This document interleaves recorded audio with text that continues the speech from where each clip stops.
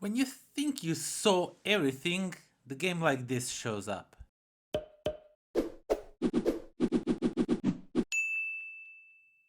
What's up, everybody? Welcome to the Life of a Board Gamer. My name is Daniel, and before we start this review, I must stress out that this game, simply called Dive, is a prototype version. So there is a pre-order on a SitDown site. I will leave a link in the description down below, so you can order yourself after you see this game if you like what you see and all that. But yeah, this is a prototype, so the final components will look way better than this. So yeah, let's get down to the table. Let me show you how this game plays, and then we'll talk some more about it. Okay, let's check out Dive. And once more, I have to stress out, these are all prototype components, so these are all handmade components. And yeah, the rulebook is pretty clear. It really nicely explains how the game is played. There's also some variations if you want to play with kids or if you play with adults with more competitive game. There's also a solo mode for the game itself. Then we have a track to score points, and the main thing of the game is to be the first to go to 23, and then whoever gets furthest from 23 in that turn is the winner of the game.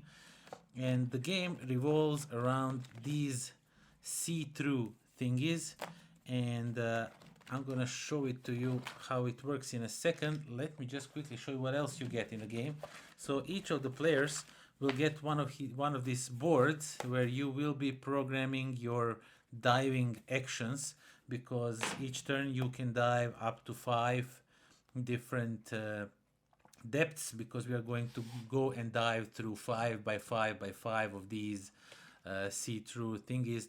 As you can see, they have some things on them that I'm going to talk about in a second.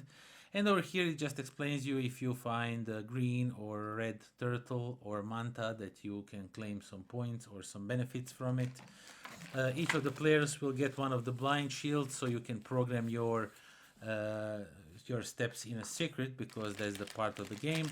There's also decks that simulate the solo game, which I haven't played yet, so I don't know how it works. But what every player gets is gets one of these tokens for each number, so 1 through 5.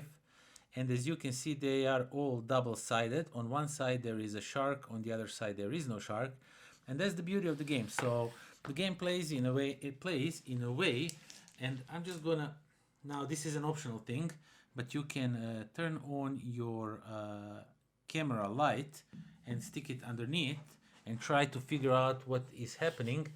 And basically what you are trying to do is, as you can see, there is a shark over here, so you need to program your board, your diver, that way that he catches all these little turtles, but avoid all these sharks, because these turtles will move you extra spaces on the game board itself.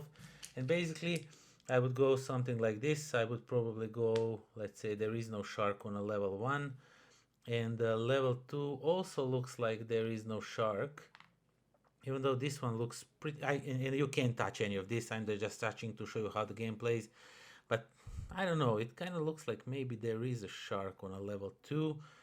But I'm going to risk it and say that on a level, and you can put these numbers any way you want. I can put 5 over here if I want to, because whoever puts the biggest number on each of the levels of the diving, he gets to claim that's like a tile. And if it has a turtle, he can score points. If it doesn't have a turtle or there's a shark, he survives, stuff like that. So let's say, for example, I programmed like this, and then what we are going to do, we are going to reveal our blinds, and each of the players will say, number 1, I played no sharks. And as you can see, once I remove it, let's just move the cell phone out of the way for now, just to save the battery a little bit. So as you can see, there is no shark, but there is a turtle. And let's say, for example, I mean, I did put the 1, so basically somebody would probably have a better number than me. But if there wasn't anybody, I would win this one, and I would move 1 extra space, depending, you dive the amount you were correct. So I was correct on number 1, so I'll just move it aside. and then we are going to go to the number 2. And on number 2 there are some octopuses and different things, but they don't matter. In this game you only look for sharks and for turtles and mantas, so I put a 5 because I was expecting that this turtle would be level 5, and that was a mistake. So yeah, but still I dived correctly because there is no shark. Then we go on a level 3, and as you can see there is a shark over here. I hope you can see it, and there is a turtle, so I put a number 3. But let's say for example somebody else put, let's say, number 5 shark, so they get to claim this one, they get to claim the green turtle. I don't get to move +1, but I still get to dive further because I was correct. And then on the next one I found the shark also, and I played the shark, so I would dive. Oh my god, I'm actually good at this one. When we are playing the game, I'm not this good. And on the last one, there is a manta over here, but let's say, for example, somebody else had a better number, so they get the manta, but still I guessed correctly that there is no shark over here, and that means that I will be diving 5 spaces down, plus all the turtles that I got. But yeah, basically that's how the game plays. Then the next round starts, you go through next 5, and as you can see there is a lot of different things going on here. Like for example, there is like this big blue whale on one of these, and he's just here to mess with you. There is like this big eel that looks super scary.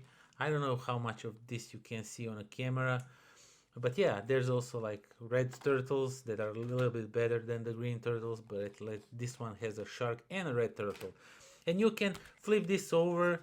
You can do with them whatever you want. There's also some evil tiles. As you can see, this one, they have holes in them, so they can trick you if they sit correctly on some of these stuff. You're not really sure on which level the things are. And yeah, each game you will be taking these, you will be flipping them, turning them, shuffling them all around however you want, and then putting them in this central one. I like to play without the cell phone, just look from top to bottom and try to figure out where is what. There's also a mini expansion that each of you can get one of the monsters. I mean, not the monsters, because the turtles are definitely not monsters, but you can get an orca whale or a great white, and you can play it like, let's say, for example, you have this like a big jellyfish or whatever it is, and you can place it on top of it and nobody can see through it, nobody can figure out where is something, stuff like that. So you can mess with other players, but basically these are here to help you, and these are only one use only. So yeah, and that's everything that comes in a game called Dive. Okay, so that was Dive, and as I said in my intro, every time you think you saw everything, you saw every possible combination of components, mechanics in a gameplay, all that kind of stuff. There's some new game shows up and shows you that not everything is seen, that there is still stuff to explore, and Dive is exactly that. It is so fresh and so unique in a way. I mean, yeah, there is already games that have like these see-through plastic components like Looney Quest that you can draw on and then put and try, like it's like trying to replicate the game on like a computer, stuff like that. But Dive use these components in such a weird and interesting way. It is just so quirky and fun to try and guess on which level is the on which level are the sharks and where are the turtles, where is the mantas. Even though the mantas are good guys in this game, usually they are considered bad because they cost the life to Steve Irwin, great guy. I enjoyed his shows very much, so for me mantas are not that good, but in this game, for some strange reason, mantas are great. Mantas are actually pretty cool creatures in this because they can take you to the furthest enemy, to the furthest diver enemy. I don't know why I said enemy. They can take you to the furthest diver, but I'm getting ahead of myself. It doesn't matter what they do. The thing is, they are good in this game. So the way this game works, the way those plastic or however you want to call it, squares are stacked one on another, and you can see few levels below, and you are diving 5 by 5 of these plastic cards components. However, I don't know how to name them correctly. So it is just so much fun trying to figure out where the bad thing is, where the good thing is, and you program this hidden from other players. And once you reveal you're blind, and everybody see what they programmed, and you're like, no way, there's a shark on a level 3. I mean, are you blind? He's definitely level 1 or maybe level 2, but no level 3. And then it turns out it is level 3, or maybe you didn't see one that's on level 3, but there's also one on level 2. It is just so much fun trying to guess where is what and trying to score the most points. The game goes super fast, it's super easy. You can play it with kids and have just tons of fun, or you can be very competitive when you are playing with the grown-ups like I did. I haven't played this one with the kids yet. I still have to try that one. But playing against grown-up people, this game can get really, really competitive, and programming and everything. It is like programming sort of slash bidding game, because you are bidding, like you are betting. Actually, it's a betting game that you are basically betting in your tokens that there is shark on level 4, or there is no shark on a level 4. There's manta on level 2 maybe, if you saw it, and stuff like that. So it is just, it's hard for me to find the right words to explain how great and fun this game is. It is so simple, so unique. SitDown really does great. They really do great games. They create really, really fun games with very unique gameplay. It's very different. They always bring something new to the table, and Dive is definitely something new and interesting that I think you should definitely check out. That's all I'm going to say. It is really a great, great game of bidding and guessing. So yeah, I like it. I like it really, really much.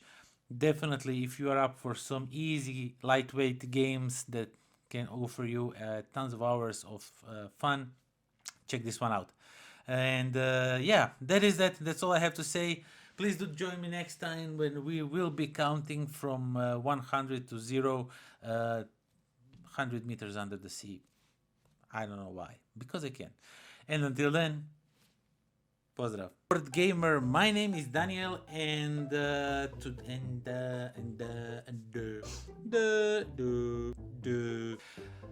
something new comes up and shows you.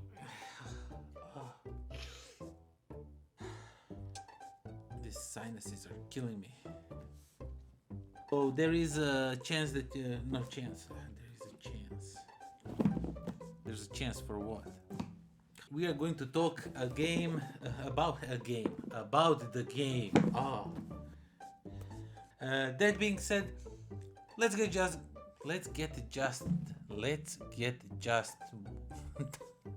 I'm too old for this.